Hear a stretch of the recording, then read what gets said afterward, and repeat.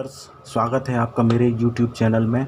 आज हम 10वीं क्लास की गणित विषय में अध्याय 3 के अंतर्गत प्रश्नावली 3.1 का प्रश्न पहला समझेंगे। इसमें प्रश्न में दिया गया है कि आफताब अपनी पुत्री से कहता है, 7 वर्ष पूर्व मैं तुमसे 7 गुनी आयु का था, अब से 3 वर्ष बाद मैं तुमसे केवल 3 गुनी आयु का हो जाऊंगा। इस स्थिति को बीजगणितीय एवं ग्राफीय रूप में व्यक्त कीजिए।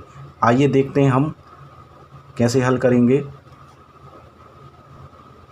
तो इसमें सबसे पहले हम ये मान लेते हैं कि आफताब की वर्तमान आयु x वर्ष है एवं उसकी पुत्री की वर्तमान आयु y वर्ष है। तब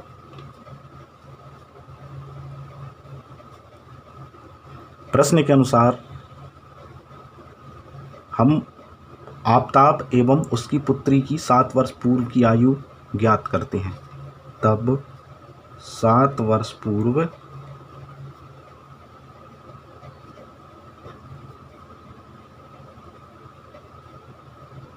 आफताब की आयु बराबर x ऋण 7 वर्ष एवं 7 वर्ष पूर्व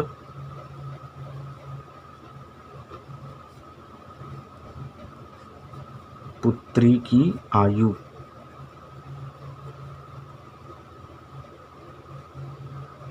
y ऋण 7 वर्ष।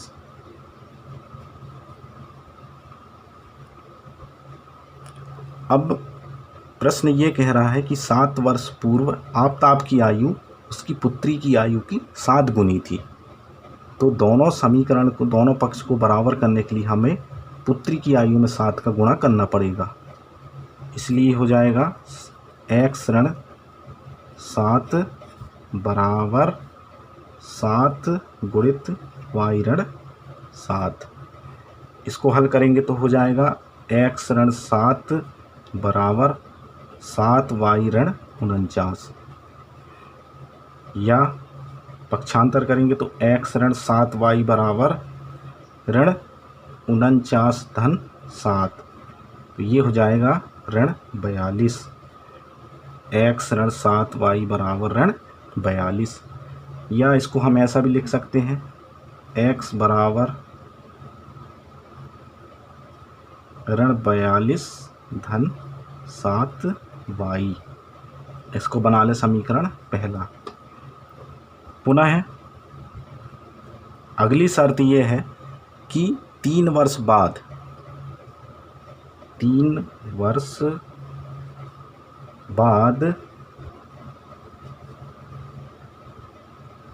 आफताब की आयु बराबर x धन 3 वर्ष और 3 वर्ष बाद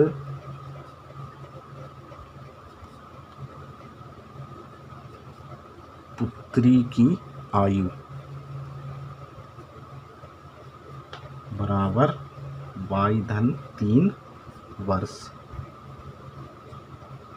तो जो दूसरी कंडीशन है उसमें दिया गया है कि 3 वर्ष बाद आफताब की आयु पुत्री की आयु की 3 गुना रह जाएगी। इसलिए इसको हम समीकरण के रूप में लिखेंगे तो हो जाएगा x धन 3 बराबर 3 गुणित y धन 3। इसको भी आगे हल करेंगे तो ये भी हो जाएगा x धन 3 बराबर 3y धन 3 का 9, या x ऋण 3y बराबर 9 ऋण 3। तो हो जाएगा x ऋण 3y बराबर 6, या x बराबर लिखना चाहे तो हो जाएगा 6 धन 3y। इसको बना लेते हम समीकरण दूसरा। तो जो प्रश्न में दिया गया था कि बीजगणितीय रूप देखना है, तो बीजगणितीय रूप दिए गए सवाल का हो जाएगा बीजगणितीय रूप कितना हो जाएगा, x ऋण 7y बराबर ऋण 42 एवं x ऋण 3y बराबर 6। ये इसका आंसर हो जाएगा। इसके आगे हम दिए गए सवाल का ग्राफी निरूपण भी देखेंगे। इसके लिए सबसे पहले हम समीकरण 1 और समीकरण 2 के लिए अलग अलग सारणी बना लेते हैं, जिसमें हम x का मान मन से रखेंगे, जिसके संगत y का मान हमें प्राप्त होगा और उससे हमें ग्राफ खींचेंगे। आइए देखते हैं हम समीकरण 1 के लिए। यदि हम यहाँ पे x बराबर ऋण 1 रखते हैं तो मान क्या हो जाएगा। समीकरण 1 के लिए x का मान यदि ऋण 1 बराबर ऋण 42 धन 7y, इसको हल करेंगे तो हो जाएगा ऋण 1 बराबर ऋण 1 धन ऋण 42 का पक्षांतर करेंगे तो ये हो जाएगा धन 42 बराबर 7y, या हो जाएगा ये 41 बराबर 7y। इसलिए y बराबर हो जाएगा 41/7। तो ये भाग दे दें, 7 चौके 7 पना 7 पना 35 बचेगा। यहाँ हो जाएगा 7 से 3 7 8 समथिंग 5.8। तो ये x का मान जब ऋण 1 रखेंगे तो y का मान आ जाएगा 5.8। इसी प्रकार जब x का मान रखेंगे 0, तब समीकरण 1 से हो जाएगा 0 बराबर ऋण 42 धन 7y, पक्षांतर करेंगे तो हो जाएगा 7y बराबर 42। इसलिए y बराबर हो जाएगा 42/7 मतलब 6। तो यहाँ x का मान हो जाए y का मान हो जाएगा 6।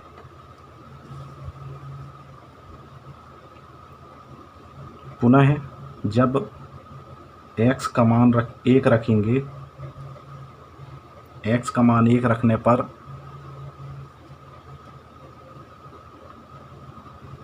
समीकरण 1 से हो जाएगा 1 बराबर ऋण 42 धन 7y, 42 का पक्षांतर करेंगे तो 7y बराबर हो जाएगा 1 धन 42 मतलब 43। इसलिए y बराबर हो जाएगा 43/7 मतलब 42 6.1। तो जब x का मान 1 रखेंगे तो y का मान आएगा 6.1। इसी प्रकार से हम समीकरण 2 को भी हल करेंगे और उससे y का मान प्राप्त करेंगे। आइए हम चलते हैं अब समीकरण 2 की ओर और उससे भी एक सारणी बना लेते हैं।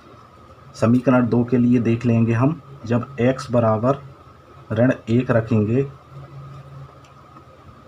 समीकरण बराबर 1 रखने से समीकरण में x बराबर ऋण 1 रखेंगे तो ये मान हो जाएगा ऋण 1 बराबर 6 धन 3y। ये हो जाएगा ऋण 1 ऋण 6 बराबर 3y, तो ऋण 7 बराबर 3y। इसलिए y बराबर हो जाएगा ऋण 7/3 मतलब 3 दूनी 6 और 3 तिरका 9 ऋण 2.3। तो इसका मान आ जाएगा ऋण 2.3।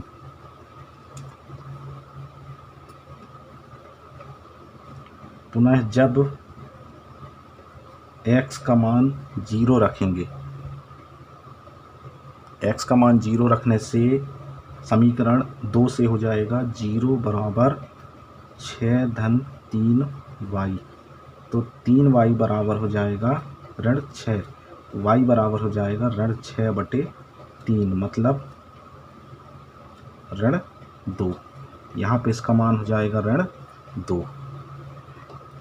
इसी प्रकार जब x बराबर 1 रखेंगे तो ये हो जाएगा 1 बराबर 6-3y, पक्षांतर कर देंगे 1 ऋण 6 बराबर 3y। तो यहाँ देख ही लेंगे ऋण 5 बराबर 3y, इसलिए y बराबर हो जाएगा ऋण 5/3। 3 एकम 3 जाएगा, 3×6 18, तो ऋण 1.6। यहाँ पे इसका मान लिख देंगे ऋण 1.6।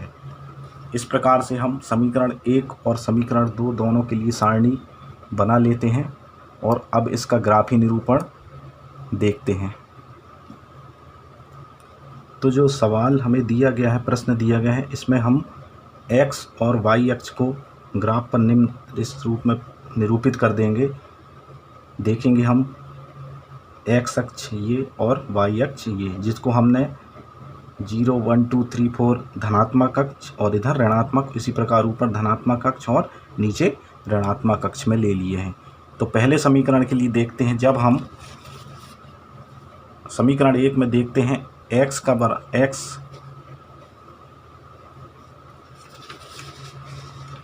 का मान जब हम ऋण 1 लेते हैं तो y का मान 5.8 आता है।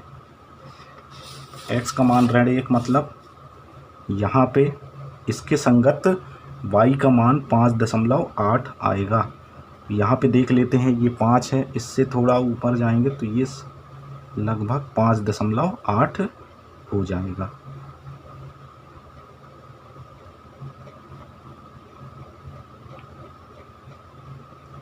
इनको मिलाते हुए एक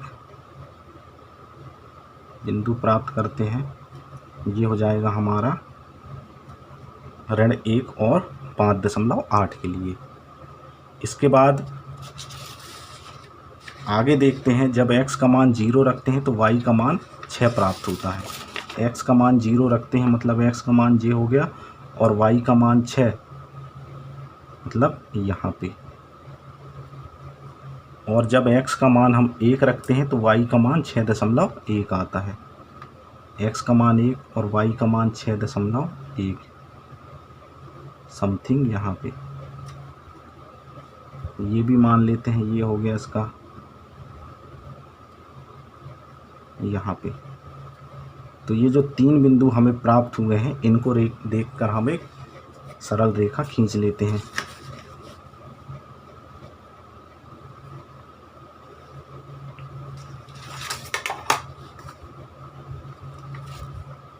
ये हमको समीकरण 1 मतलब x बराबर ऋण 42 धन 7y को निरूपित करेगा। इसी प्रकार समीकरण 2 के लिए देखते हैं हम। जब x का मान ऋण 1 रखते हैं तो y का मान ऋण 2.3 आता है। x का मान ऋण 1 रखते हैं मतलब यहाँ x का मान हो गया और उसके संगत y का मान ऋण 2.3, ये हो गया 2 और उसके थोड़ी आगे ये हो जाएगा हमारा ऋण 2.3। आगे देखते हैं, जब x का मान हम 0 रखते हैं तो y का मान ऋण 2 प्राप्त होता है। x का मान 0 ये हो गया और y का मान ये हो गया ऋण 2। इस प्रकार ये बिंदु यहाँ पे प्राप्त हो जाएगा, इसके निर्देशांक। पुनः देखते हैं हम, जब x का मान 1 होता है तो y का मान ऋण 1.6 प्राप्त होता है। तो x का मान 1 देखें कहाँ पे है, x का मान ये हो गया 1 और y का मान उसके संगत ऋण 1.6 मतलब समथिंग यहाँ ये वाला बिंदु। इस प्रकार तीनों बिंदु को मिलाते हुए हम पुनः एक रेखा खींच देते हैं।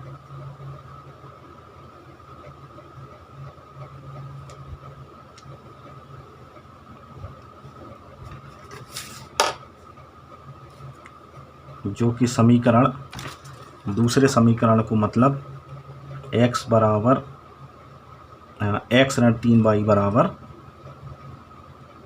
6 को प्रदर्शित करती है। इस प्रकार हम देखते हैं कि दिए गए प्रश्न का हम बीजगणितीय रूप और एवं ग्राफी निरूपण दोनों प्रकार से हमने इसको हल करके देख लिया। उम्मीद करते हैं कि ये प्रश्न का हल आपको समझ में आ गया होगा। धन्यवाद।